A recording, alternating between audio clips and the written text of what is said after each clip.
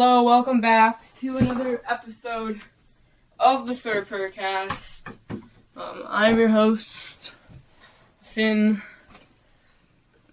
and let's get into it. We're gonna finish up the series we started yesterday because I will be continuing that series, but I've had some good ideas that I want to do. So I should bear that, but anyways, we were, in case you don't know, we are building a roster of my favorite Panthers players, and it's just based off favorites, not like who would be best, like what I think would work best, but just favorite players, all time or current, it's just favorites. We finished all of offense for wide receiver, and then all of defense. Quick overview. I don't remember too much. But I think quarterbacks were Bryce Young and Cam Newton. Running backs were Jonathan Stewart and Christian McCaffrey. And then I mentioned D'Angelo Williams.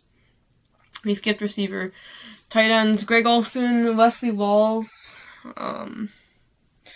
Line, Taylor Moton, Damian Lewis, Ryan Cleal, Robert Hunt, Jordan Gross. Defensive line, Derek Brown, Chris Jenkins, and Kawan Short. Defensive ends, the duty ends? I don't think I did. I don't remember saying Julius Peppers. I might have skipped the ends. See, this is good. Did I? Who would I have done on the other side? Brian Burns? Yeah, I don't think I did. Alright, we'll have to do that. Cornerbacks, J.C. Horn, Mike Jackson, and then not Mike Jackson, Josh Norman and Ricky Manning, because, why not? And then Trey Boston and Trey Merrick. Safeties, linebackers, Luke Mills, Thomas Davis, who else? I don't remember. I really don't remember. But I'm sure I'll cross their mind. But yeah, let's start on defensive end. I don't know who played which side. Left the end, right the end. I don't think it matters that much. If it does, well, that's new information for me. But Julius Peppers is gonna be my first pick, just because he was a freak of nature. He was a very, very big player. But just all the memories, obviously we selected him first overall, I think, in 2002. Just a remarkable player, super quick, just gifted genetically, physically gifted, but a smart player nonetheless, and just really, really dominant and productive. Hall of Fame, that's just awesome. The first player the Panthers ever drafted that made the Hall of Fame. A couple of years ago. So that's just unbelievable. It's so awesome to have that title. And then obviously, on the Super Bowl team, he left, then came back. It was awesome. They got to finish his career out with Carolina. He was team captain. Just really a Carolina Panther at heart. The Hall of Honor. What else was I going to say? And then so many memorable plays. This pick 6 against the Cowboys in our third ever playoff game, that was special. All the sacks, so many of them. But yeah, Julius Peppers was an amazing player, and a lot of praise for him, a lot of respect, and really glad he was able to spend a lot of time in Carolina. So yeah. On the other side, we're gonna go Brian Burns. Obviously, his time in Carolina was cut a bit shorter than I had hoped. Definitely one of the better defensive ends in the NFL right now. Kind of underrated, especially because he's on a very unsuccessful team right now in the Giants. But, he's still an amazing player, especially with all the time with Carolina. Big leader. Big leader on the defensive line, on the defense in general. And just a lot of fun to watch. His celebration was pretty special, per se. But yeah, Brian Burns is gonna be the other pick because again, just super quick. That's one of his main traits as a pass rusher, and then just just really got a knack for the ball. One thing when I'm watching football, I'm always like, when we get to the quarterback, it's just like I'm always like, just sack him, and the quarterback, like whenever they escape and they like somehow like get around the defensive players, I'm like always so upset about that. So I wonder how that feels when Bryce Young does that every play. Anyways, but it was pretty hard to do that with Brian Burns. Brian Burns normally was able to get to the quarterback. He didn't really get away from him, so that was a nice luxury of watching him. But yeah, I definitely miss him. I definitely wish that trade did not go through. But it did. But nothing you can do about that. But I'm really grateful for the time that he spent with us. I think it was from 2019 to 2023. And then obviously he's traded after the Bryce Young year. I'm saying not stop believing. Anyways. We're going to do special teams now. Long snapper. If you're a Panthers fan, this is an absolute no-brainer for long snapper. J.J. Jansen, most consecutive games played for the Panthers. An absolute stud. A legend in Panthers. I mean, he should be in the Hall of Honor. He should be. Big in the Panthers community. He'll always be a Panther. Drafted as a Panther. He's been at the team since, I don't know, when did he start? That's a fact I should know, actually. When did J.J. Jansen enter the league? I want to say 2006. That's just what I want to say, though. When was J.J. Jansen?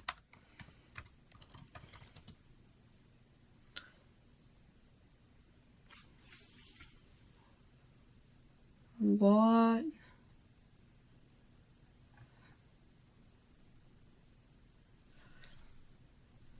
Bro, can I just have like a normal answer, bro? 2009.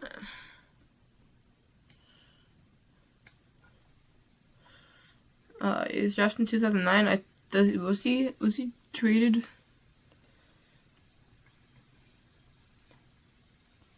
Huh. Yeah, he's drafted in 2009 by the Panthers, but played literally every single game since then, all the way to age 39 and counting. Yeah, just unbelievable consistency from JJ. And I just X'd out my entire Microsoft Edge tab, so let me get that back while I'm recording this podcast. But yeah, unbelievable consistency from him. So that's why I'm going to pick him, and then just obviously, he has a podcast right now. He's a great guy. Really, really awesome player for the Panthers. So, yeah. I love J.J. Jansen. Big Panther in the community. So, yeah. For punt returner and kick returner, I'm going to go Philly Brown, Corey Brown, whatever you want to say. Just because of the one play against the Bears. I'm sure many Panthers fans know about it, but just set the scene.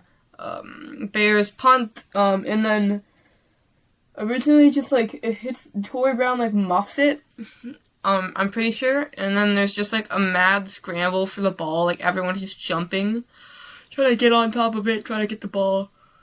There's just like a mad scramble for it, and then the ball like pops out of the pile, but like no one really realizes. But Corey Brown or Philly Brown sees it. They see it, and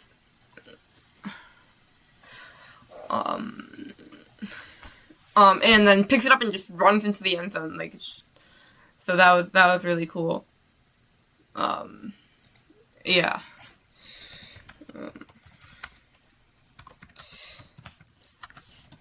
And also just a really quick player. Also known for the the play against the NFC. It's Mario's house. Sorry, that was just an ad for the YouTube video I was getting back on. I don't know if that actually played, but if it did, I apologize. But yeah, Corey Brown for that position. And then for kicker, I want to go Ryan Fitzgerald, but I can't not do John Casey, all-time leader in points for the Panthers. He just as many game-winning field goals in, way more obviously, but just as clutch as Ryan Fitzgerald. And just an amazing kicker. The amount of games he won us in the 2003 season was unbelievable. Just insane how many overtime games on the road he won. And just to think, like, the new overtime rules, like, we might not have won any of those games. Like, it's kind of, I mean, the Rams game, yeah, but, like, any of the other games, like, it's just crazy to think about how different it's been. But when the rules were a bit more favored to just a coin flip, John Casey was definitely there. Definitely there. Very reliable. You could always trust him in the clutch moments. And, I think that's the most important thing with the kicker. Can they just make clutch kicks like their normal kicks, Do they let that affect them? Because if they do, it's going to be, you have to win all your games by, like, more than a field goal. Like, you need a kicker to come up in the clutch, and John Casey definitely was one of those kickers. And then for punter, Johnny Hecker, really sad he's no longer with us, really liked him. Sam Martin's great, though. But Johnny Hecker, obviously known for his fake punts, but also just really good punter in general. A lot of punts, so like when I used to like keep track of the Panthers games like in the car or like on like the Google thing where you see it, like you search out like Panthers versus whatever, and like there's like a Google thing of it. And, like, I'd just be looking at the stats, and I'd always see, like, Johnny Hecker, like, punts inside the 20, like, a bunch or whatever. So, yeah. Johnny Hecker, great punter for the Panthers, great player. Well, like I said, that one's going to be a bit shorter because we have one position left, but that's just... Oh, wait, we can do coaches, though. Yeah, okay. No, so it'll be, like, probably normal lengths. But going into receivers, because let's just, like, do it now. I'm going to go T-Mac because, I mean, we're doing 5 receivers, so T-Mac's going to be one of them. Could not say enough things. Great player, great guy, big relationship with the quarterback and Bryce Young. Like, they really have a big connection there. Let me know in the next episode if you want me to address the Bryce Young and Xavier Legette horseback ATV riding. Let me know. But anyways, getting back on topic to T-Mac, great guy at the top of the catch point, big hops, good hands, great at the top of the route, very fluid route runner for at 6'4", you just don't see that. Very quick. Only a second-year player going into second year in his rookie season already delivered some of my favorite moments in Panthers history with the Rams game, the Bucs play, and then just one heck of a player. His talent,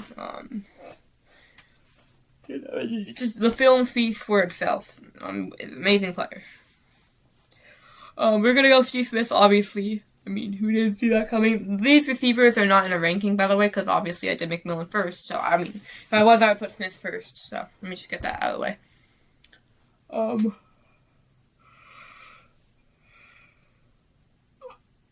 But yeah, Steve Smith is one heck of a player, bro. Obviously not the tallest, but, he has hops. He can get up there. You watched the 2003 wild card game against the Cowboys, and C.C. Smith head tap in 41. Also caught at the 1 yard line. Like, come on, bro. Anyways, but quick. Definitely one of the loudest Panthers players. Panthers are normally have a lot of quiet players, but they always have like one loud player who's gonna like be up in your face and trash talk. And I think right now that's Mike Jackson. That's me. I think it's Mike Jackson right now. Just corners in general though. So I don't know if that. I mean receivers and corners kind of. But yeah, Steve Smith definitely brought that energy. Very quick, good route runner. With his small size, he made up for it a lot. And then just strong, reliable hands, bro. Like he always secured the catch. And just really fast off the break. Really fast off the top of his route. Really perfected his releases, and he was a very physical player. With a lot of physicality on off the line jamming, getting off press. Is just an amazing player. So yeah, so far McMillan and Steve Smith, and then I'm gonna speed this up a bit because I want to talk about something at the end. So we're gonna go Muhsin Muhammad for number 3.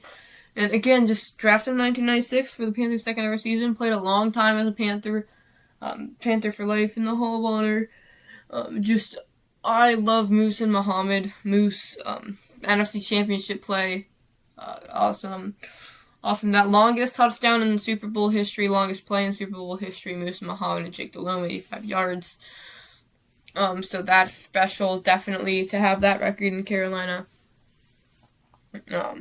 And then Muhsin Muhammad is unbelievable guy. He's an unbelievable player. Again, not someone I didn't get to watch him at all, really. Like, at all, live. Which is a bummer. I know he was a great player. I know he had a lot of size. Maybe not, like, he's probably, like, one of a... I can't really think of a good example of who he would be right now. If someone in the comments can, let me know. But just unique, special player for sure. One of the best in Panthers history. I'm gonna go Ted Ginn. Yes, he struggled with drops a little bit, but very quick and just a really pivotal, essential part of that 2015 team, and so that he's really special to me for that. I think the number 1 receiver on that team for sure, unless it was, I don't know who else it would be besides him, but he definitely got a lot of number 1 looks and targets, that's for sure. So just, he made catches, but very quick, very fast, off in his route with the ball, very fast with the ball, and just, he's got really good football speed. A lot of athletes, like, you look at the 40, that's good track speed, but not, very different story when you put on the pads. And Ted Ginn was very quick with the pads on, so I think that's a big factor. Jalen Coker is going to be my pick for number 5, because I just really like Jalen Coker. This is favorites. I'm obviously more drawn to... Or no, DJ Moore. Wow. How did I forget him? But I'm probably forgetting a bunch of players, so call me out on that.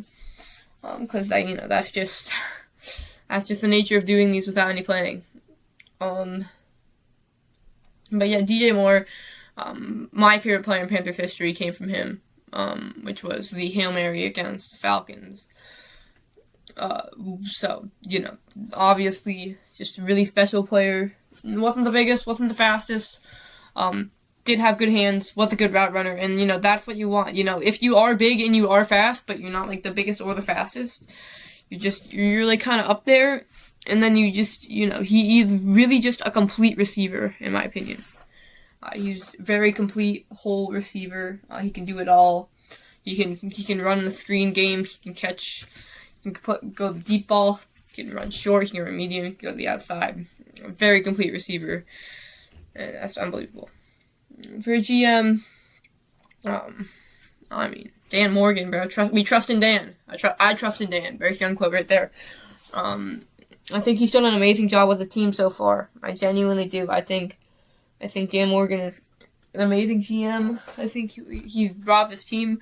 We have a lot of direction right now, in my opinion, and I think Dan Morgan is going to continue to lead us to a lot of success. Head coach, Dave Canales again. I trust in Dave Canales. That's not a very Sam quote. I mean, maybe it is, but it's not like an actual one that I know of. But I'm sure you said that before.